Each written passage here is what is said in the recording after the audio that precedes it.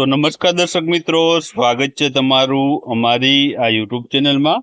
તો મિત્રો આપણે કોન્સ્ટેબલ સ્પેશિયલ સિરીઝ ચાલુ કરી છે, જેમાં આપણે છે કોન્સ્ટેબલની પરીક્ષામાં ઉપયોગી સાબિત થઈ શકે તેવા અગત્યના વિડીયો જે છે આપણે મૂકી રહ્યા છે।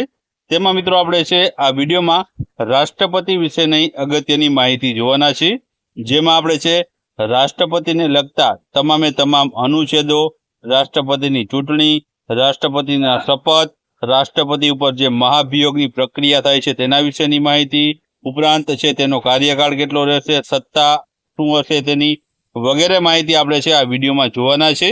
તો વિડીયોમાં છે શરૂઆતથી અંત સુધી બન્યા રહેજો, અને વિડીયો પસંદ આવે તો વિડીયોને લાઈક કરજો અને વિડીયોને તમારા મિત્રો સાથે અવશ્ય શેર કરજો। તો ચાલો આપણે વિડીયોની શરૂઆત કરીએ। તો સૌપ્રથમ તો મિત્રો રાષ્ટ્રપતિને લગતા અગત્યના જે પણ અનુચ્છેદો આવે છે તેના વિશે વાત કરીએ। તો સૌપ્રથમ તો અનુચ્છેદ નંબર 52ની આપણે વાત કરીએ તો ભારતમાં રાષ્ટ્રપતિ પદની જે વ્યવસ્થા છે તે અનુચ્છેદ 52 અંતર્ગત છે તે રહેલી છે। ત્યારબાદ અનુચ્છેદ 54ની વાત કરીએ તો તેમાં છે રાષ્ટ્રપતિની ચૂંટણી કઈ રીતના થાય તે અંગેની જોગવાઈ છે તે અનુચ્છેદ 54માં જોવા મળે છે। ત્યારબાદ અનુચ્છેદ 55ની વાત કરીએ તો તેમાં રાષ્ટ્રપતિની ચૂંટણીની પદ્ધતિ વિશેની માહિતી છે તે આપવામાં આવેલી છે। ત્યારબાદ અનુચ્છેદ 56ની વાત કરીએ તો આમાં છે રાષ્ટ્રપતિનો કાર્યકાળ કેટલો રહેશે અને કઈ રીતના રહેશે તે અંગેની જોગવાઈ છે અનુચ્છેદ 56માં જોવા મળે છે। ત્યારબાદ અનુચ્છેદ 57ની વાત કરીએ તો તેમાં પુનઃ ચૂંટવા માટેની યોગ્યતા છે દર્શાવવામાં આવેલી છે। ત્યારબાદ અનુચ્છેદ 58ની વાત કરીએ તો તેમાં રાષ્ટ્રપતિ તરીકે ચૂંટાવાની યોગ્યતા વિશેની માહિતી છે તમને જોવા મળવાની છે। ત્યારબાદ આગળ આપણે વાત કરીએ તો આગળ અનુચ્છેદ છે અનુચ્છેદ 59, જેમાં રાષ્ટ્રપતિના હોદ્દાની શરતો છે તે આપવામાં આવેલી છે। ત્યારબાદ અનુચ્છેદ 60ની વાત કરીએ તો તેમાં રાષ્ટ્રપતિએ લેવાતા શપથ અને તેની પ્રતિજ્ઞા અંગેની જોગવાઈ છે તે આ અનુચ્છેદમાં જોવા મળે છે। ત્યારબાદ અનુચ્છેદ 61ની વાત કરીએ તો અનુચ્છેદ 61 અંતર્ગત છે રાષ્ટ્રપતિ પર મહાભિયોગની પ્રક્રિયા છે તે આ અનુચ્છેદ અંતર્ગત છે હાથ ધરવામાં આવતી હોય છે। ત્યારબાદ અનુચ્છેદ 62ની વાત કરીએ તો તેમાં રાષ્ટ્રપતિના હોદ્દો ખાલી પડે તો તે ભરવા માટે ચૂંટણી કરવાનો સમયગાળો અને પ્રસંગોપાત ખાલી પડતી જગ્યા ભરવા માટે છે નવા ચૂંટાયેલા વ્યક્તિના હોદ્દાની મુદત અંગેની જોગવાઈ છે તે અનુચ્છેદ નંબર 62માં છે તે જોવા મળે છે। ત્યારબાદ આગળ આપણે વાત કરીએ તો આગળ જે છે અનુચ્છેદ 72ની વાત કરીએ તો તેમાં છે સજામાં સંપૂર્ણ માફી, સ્વરૂપમાં પરિવર્તન એટલે કે સજાના જે સ્વરૂપ છે તેમાં પરિવર્તન કરવાની સત્તા અને ઘટાડો કરવાની સત્તા છે રાષ્ટ્રપતિ પાસે રહેલી છે, તો તે અનુચ્છેદ 72 અંતર્ગત છે કરવામાં આવતી હોય છે। ત્યારબાદ અનુચ્છેદ 80ની વાત કરીએ તો આમાં રાજ્યસભામાં 12 સભ્યોની નિમણૂક કરવાની જે રાષ્ટ્રપતિની સત્તા છે તે અનુચ્છેદ 80 અંતર્ગત રહેલી હોય છે। ત્યારબાદ અનુચ્છેદ 111ની વાત કરીએ તો તેમાં રાષ્ટ્રપતિ ખરડાઓ અંગેની મંજૂરી આપવાની સત્તા છે રાષ્ટ્રપતિ પાસે રહેલી હોય છે, એટલે કે રાષ્ટ્રપતિ પાસે વીટો પાવર રહેલો હોય છે, જે અનુચ્છેદ 111માં આ જોગવાઈ દર્શાવવામાં આવેલી છે। ત્યારબાદ આગળની વાત કરીએ તો અનુચ્છેદ 123ની વાત કરીએ તો સંસદની જે બેઠકો ચાલુ ન હોય ત્યારે વટહુકમ બહાર પાડવાની સત્તા છે રાષ્ટ્રપતિને છે અનુચ્છેદ 123 અંતર્ગત રહેલી હોય છે। ત્યારબાદ અનુચ્છેદ 143 અંતર્ગત મિત્રો છે સર્વોચ્ચ ન્યાયાલય પાસે સલાહ માંગવાની જે રાષ્ટ્રપતિની સત્તા રહેલી છે। ત્યારબાદ આગળ આપણે વાત કરીએ તો રાષ્ટ્રપતિની ચૂંટણી અને જે ચૂંટણી પ્રક્રિયા છે તેના વિશે આપણે માહિતી મેળવી લઈએ। તો રાષ્ટ્રપતિની મિત્રો પસંદગી છે તે પ્રત્યક્ષ રીતે લોકો દ્વારા નહીં પરંતુ મતદાન મંડળ એટલે કે ઇલેક્ટોરલ કોલેજના સભ્યો દ્વારા છે મિત્રો જે છે રાષ્ટ્રપતિની પસંદગી છે તે કરવામાં આવતી હોય છે। આમાં કોનો સમાવેશ થાય છે તો આમાં મિત્રો સંસદના જે બંને ગૃહો છે તેના ચૂંટાયેલા સભ્યોનો સમાવેશ થાય છે, અને બીજું છે રાજ્યોની જે વિધાનસભાના ચૂંટાયેલા સભ્યો અને કેન્દ્ર શાસિત જે દિલ્હી પોંડિચેરીના વિધાનસભાના ચૂંટાયેલા સભ્યો જે છે તેને જે છે આમાં સમાવેશ કરવામાં આવે છે, અને 70મો બંધારણીય સુધારો 1992 અંતર્ગત છે આ જે છે એડ કરવામાં આવેલું હતું। તો આ બંને દ્વારા છે જે ચૂંટાયેલ હોય છે તેને રાષ્ટ્રપતિ ગણવામાં આવશે। રાષ્ટ્રપતિની ચૂંટણી મિત્રો છે એકલ સંક્રમણ મત પદ્ધતિથી છે કરી શકાય છે, અને તેવા મત દ્વારા છે પ્રમાણસર પ્રતિનિધિત્વ પ્રણાલી અનુસાર યોજાય છે અને જે મતદાન છે તે ગુપ્ત મતપત્ર દ્વારા થાય છે. તો ખાસ યાદ રાખજો, એકલ સંક્રમણ મત પદ્ધતિ દ્વારા છે રાષ્ટ્રપતિની છે ચૂંટણી યોજવામાં આવતી હોય છે. ત્યારબાદ આગળ આપણે વાત કરીએ તો રાષ્ટ્રપતિના પદ માટેની યોગ્યતાઓ શું રહેલી છે. તો આમાં મિત્રો યોગ્યતાઓ આપેલી છે. તો પહેલી જ યોગ્યતા છે કે તે ભારતનો નાગરિક હોવો જરૂરી છે. બીજી યોગ્યતાની વાત કરીએ તો તેની ઉંમર છે 35 વર્ષ પૂર્ણ કરી હોવી જોઈએ, એટલે કે ઓછામાં ઓછી 35 વર્ષ સુધીની વયમર્યાદા તેની હોવી જરૂરી છે. ત્રીજી મિત્રો યોગ્યતા છે લોકસભાના સભ્ય તરીકે ચૂંટણી માટે લાયક હોય તેવો ઉમેદવાર જ છે રાષ્ટ્રપતિ બની શકે છે. અને ચોથી છે મિત્રો કે તેમણે કેન્દ્ર સરકાર કે કોઈ રાજ્ય સરકાર અથવા તો કોઈ સ્થાનિક સંસ્થા કે અન્ય કોઈ જાહેર સત્તા હેઠળ નફાનું પદ તે ધરાવતા હોવા ન જોઈએ. તો આ 4 મુખ્ય છે તેની યોગ્યતાઓ રહેલી છે. ત્યારબાદ આગળ આપણે વાત કરીએ તો રાષ્ટ્રપતિને શપથ વિશે વાત કરી લઈએ. તો રાષ્ટ્રપતિના પદ પર શપથ છે ભારતના જે મુખ્ય ન્યાયાધીશ હોય છે તેમના દ્વારા છે રાષ્ટ્રપતિને છે શપથ લેવડાવવામાં આવતા હોય છે. જો તેમની ગેરહાજરી હોય તો સુપ્રીમ કોર્ટના જે વરિષ્ઠ જે કે સિનિયર મોસ્ટ ન્યાયાધીશ હોય છે તેમના દ્વારા છે રાષ્ટ્રપતિને જે છે શપથ લેવડાવવામાં આવે છે. આ ઉપરાંત કોઈ પણ અન્ય વ્યક્તિ કે જે રાષ્ટ્રપતિ તરીકે ભૂમિકા ભજવે છે અથવા તો રાષ્ટ્રપતિના કાર્યો નિભાવે છે તો તેમને પણ આ શપથ લેવા છે તે પડે છે. તો આગળ વાત કરીએ આપણે તો આગળ છે મિત્રો રાષ્ટ્રપતિના પદોની શરતો કઈ કઈ છે. તો શરતોની વાત કરીએ તો તેમણે સંસદ અથવા તો રાજ્યની વિધાન મંડળમાં ગૃહનો સભ્ય ન હોવા જોઈએ. બીજી શરત છે કે તેણે કોઈ અન્ય લાભનું પદ ધારણ કરેલું ન હોવું જોઈએ. ત્રીજી શરત છે કે ભાડાની ચૂકવણી કર્યા વિના તેના સત્તાવાર નિવાસસ્થાન એટલે કે રાષ્ટ્રપતિ ભવનનો ઉપયોગ કરવા માટે હકદાર રહેલા છે. ચોથી છે સંસદ દ્વારા નક્કી કરવામાં આવેલા પગાર ભથ્થા અને વિશેષ અધિકારો માટે છે તે હકદાર રહેલ છે અને તેમનો કાર્યકાળ મિત્રો છે તેમના જે છે પગાર ભથ્થામાં ઘટાડો કરી શકાતો નથી. આ તેની મિત્રો છે રાષ્ટ્રપતિ પદની શરતો રહેલી છે. ત્યારબાદ આગળ વાત કરીએ તો રાષ્ટ્રપતિ પદની મુદત કેટલી છે. તો મુદતની વાત કરીએ તો રાષ્ટ્રપતિ તેમનું પદ ગ્રહણ કરે તે તારીખથી 5 વર્ષની તેની મુદત છે તે હોદ્દાની રહેલી હોય છે. જો કે ઉપરાષ્ટ્રપતિ રાજીનામું પત્ર આપીને તેઓ કોઈ પણ સમયે છે પોતાનું પદેથી રાજીનામું આપી શકે છે. એટલે કે રાષ્ટ્રપતિને તે છે પોતાનું રાજીનામું આપી શકે છે. કોઈ પણ સમયે પોતે છે રાજીનામું ઈચ્છતા હોય તો રાજીનામું ઉપરાષ્ટ્રપતિને છે તે આપી શકે છે.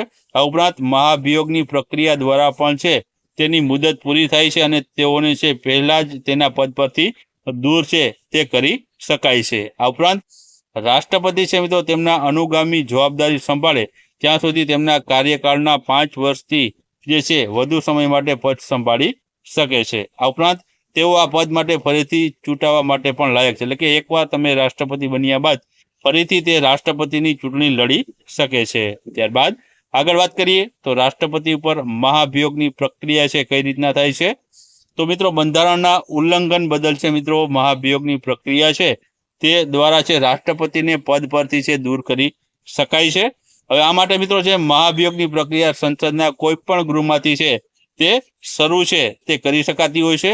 આ માટે આરોપ પર ગૃહના જે ચોથા ભાગના જે સભ્યો હોય છે ચોથા ભાગના સભ્યો તેના દ્વારા સહી કરવી જોઈએ જેમણે આરોપ મૂક્યો છે અને રાષ્ટ્રપતિને 14 દિવસની સૂચના આ માટે છે પહેલા આપવી જરૂરી રહેલી છે.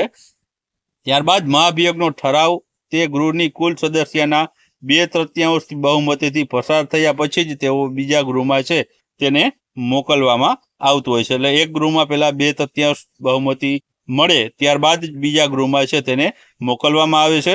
જો અન્ય ગૃહમાં પણ આરોપોને ટકાવી રાખે અને કુલ સભ્યના 2/3 બહુમતીથી છે મહાભિયોગ ઠરાવ પસાર કરે છે તો રાષ્ટ્રપતિ ઠરાવ પસાર થવાની તારીખથી તેઓ છે પોતાના હોદ્દા ઉપરથી છે તે દૂર થઈ જાય છે. ત્યારબાદ આગળ આપણે હવે વાત કરીએ તો રાષ્ટ્રપતિનો જે કાર્યકાળ છે તે કેટલો હોય છે. તો રાષ્ટ્રપતિનો મુખ્ય કાર્યકાળ મિત્રો છે 5 વર્ષનો તેનો કાર્યકાળ હોય છે. પણ જ્યાં સુધી અન્ય કોઈ વ્યક્તિ કાર્યભાર ન સંભાળે તો 5 વર્ષ પછી પણ તેનો કાર્યકાળ છે તે ચાલુ રહી શકે છે. આ ઉપરાંત રાષ્ટ્રપતિ પોતાનું જે રાજીનામું છે મિત્રો તે ઉપરાષ્ટ્રપતિને છે તે સોંપે છે અને તાત્કાલિક સૂચનાથી ઉપરાષ્ટ્રપતિ છે લોકસભાના અધ્યક્ષને આપે છે. ત્યારબાદ રાષ્ટ્રપતિના રાજીનામું કે મૃત્યુની ઉપસ્થિતિમાં ઉપરાષ્ટ્રપતિ હોય છે તે કાર્યવાહક રાષ્ટ્રપતિ તરીકે છે કાર્ય કરતા હોય છે તથા શક્ય તેટલી ઝડપથી વધુમાં વધુ 6 મહિનામાં છે તે વધુમાં વધુ રાષ્ટ્રપતિની ચૂંટણી યોજવી જરૂરી હોય છે અને નવા આવેલા રાષ્ટ્રપતિ છે આગામી 5 વર્ષ સુધીનો કાર્યકાળ તેનો રહેશે. ત્યારબાદ આગળ આપણે વાત કરીએ, જો રાષ્ટ્રપતિ અને ઉપરાષ્ટ્રપતિ બંનેના હોદ્દા એક સાથે ખાલી થતા હોય તો ભારતના જે સર્વોચ્ચ ન્યાયાલયના મુખ્ય ન્યાયાધીશ હોય છે તે કાર્યકારી રાષ્ટ્રપતિ તરીકે કાર્યકાળ સંભાળતા હોય છે. ત્યારબાદ આગળ આપણે વાત કરીએ તો રાષ્ટ્રપતિની જે કટોકટીની સત્તાઓ રહેલી છે તેના વિશે વાત કરી લઈએ. તો રાષ્ટ્રપતિને મિત્રો નીચેની 3 જે છે પ્રકારની કટોકટીની જાહેરાત કરવાની સત્તા છે રાષ્ટ્રપતિ ધરાવતા હોય છે. પેલું છે જે છે રાષ્ટ્રીય કટોકટી જે અનુચ્છેદ 352 અંતર્ગત આવે છે. બીજું છે રાષ્ટ્રપતિ શાસન જે અનુચ્છેદ 356 અંતર્ગત આવે છે અને છેલ્લું છે નાણાકીય કટોકટી જે અનુચ્છેદ 360 અંતર્ગત તે રહેલી છે. આ 3 કટોકટી છે જાહેરાત કરવાની સત્તા રાષ્ટ્રપતિ પાસે રહેલી હોય છે. ત્યારબાદ આગળ આપણે વાત કરીએ તો રાષ્ટ્રપતિનો જે વીટો પાવર છે તેના વિશે વાત કરીએ તો તેમાં પહેલો જે પાવર છે તે આત્યંતિક વીટો છે, જેમાં જે સંસદ દ્વારા પસાર કરેલા જે ખરડા છે તેને રાષ્ટ્રપતિ સંમતિ માટે રોકી રાખવાની સત્તા સંદર્ભે આપે છે, એટલે કે મંજૂરી આપ્યા વિના તે ઇનકાર પણ કરી શકે છે. આ વીટોને વિચાર બ્રિટન પાસેથી છે તે લેવામાં આવ્યો હતો. બીજો મિત્રો છે વીટો પાવર છે નિલંબનકારી વીટો એટલે કે સસ્પેન્સિવ વીટો. જ્યારે રાષ્ટ્રપતિ સંસદના પુનઃ વિચારણા માટે ખરડો પરત કરે છે ત્યારે વીટોનો ઉપયોગ કરે છે. જો કે સંસદ દ્વારા સુધારા સાથે અથવા તો તે સુધારા કર્યા વિના ખરડો પસાર કરવામાં આવે અને રાષ્ટ્રપતિ સમક્ષ જે છે રજૂ કરવામાં આવે તો રાષ્ટ્રપતિએ ખરડાને પોતાની સંમતિ આપવી ત્યારે છે ફરજિયાત બને છે. અને આ વીટોનો વિચાર છે ફ્રાન્સના પાસેથી છે મિત્રો લેવામાં આવ્યો હતો. ત્યારબાદ આગળ આપણે વાત કરીએ તો આગળ જે છે ત્રીજો વીટો છે પોકેટ વીટો છે મિત્રો. આ કિસ્સામાં મિત્રો છે રાષ્ટ્રપતિ ખરડાને મંજૂરી પણ નહીં અથવા તો નકારે પણ નહીં અથવા તો પરત પણ ન કરે, પરંતુ ખરડાને અનિશ્ચિત સમય માટે અનામત રાખી શકે, એટલે કે પોતાની પાસે રાખી લે. રાષ્ટ્રપતિ ખરડા ઉપર કોઈ કાર્યવાહી ન કરવાની સત્તા હોય છે તેને વીટો પોકેટ વીટો તરીકે છે તેને ઓળખવામાં આવે છે. અને આ વીટોનો વિચાર મિત્રો છે અમેરિકા પાસેથી છે તે લેવામાં આવ્યો છે. ત્યારબાદ આગળ આપણે વાત કરીએ તો આગળ જે છે રાષ્ટ્રપતિને લગતા અગત્યના પ્રશ્ન વિશે વાત કરી લઈએ. તો પહેલો પ્રશ્ન છે કે ભારતના સૌપ્રથમ રાષ્ટ્રપતિ કોણ હતા? તો સૌપ્રથમ રાષ્ટ્રપતિ ડોક્ટર રાજેન્દ્ર પ્રસાદ હતા. ત્યારબાદ બીજો પ્રશ્ન છે કે સૌથી વધુ સમય માટે રાષ્ટ્રપતિ પદ પર રહેનાર કોણ હતું? તો તે છે ડોક્ટર રાજેન્દ્ર પ્રસાદ હતા. ત્રીજું છે રાષ્ટ્રપતિ પદ પરથી સૌથી ઓછા સમય રહેનાર વ્યક્તિ કોણ છે? તો ઝાકીર હુસેન હતા. ત્યારબાદ છે સૌથી મોટી વયે રાષ્ટ્રપતિ બનનાર વ્યક્તિ કોણ હતા?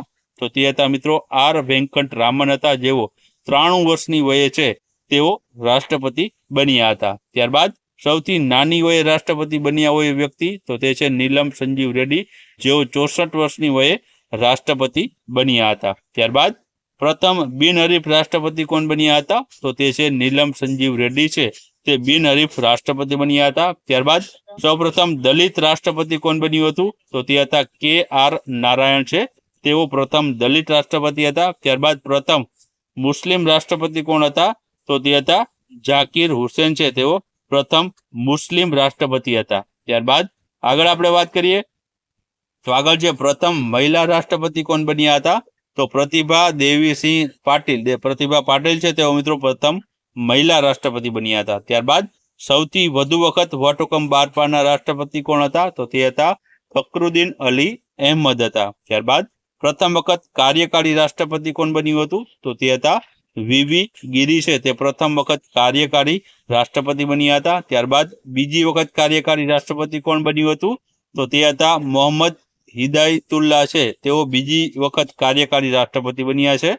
ત્રીજા કાર્યકારી રાષ્ટ્રપતિ કોણ બન્યા હતા?